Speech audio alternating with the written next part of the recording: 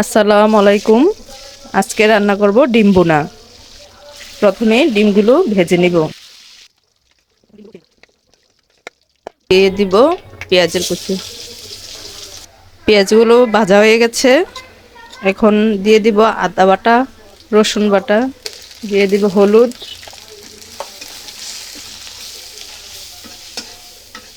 ভালো করে ভেজে নিব। অল্প করে পানি দিয়ে দিব, লবণ দিয়ে দিব, মরিচের গুঁড়া, অল্প পরিমাণ জিরা বাটা। এখন সব মশলাগুলো ভালোভাবে কষাবো। এখন দিব টমেটো কুচি, মরিচ। এখন সবগুলো ভালো করে কষিয়ে নিব। এখন একটু ঢেকে দিব। মশলার সাথে টমেটোগুলো ভালো করে মিশে গেছে। এখন দিয়ে দিব ডিম।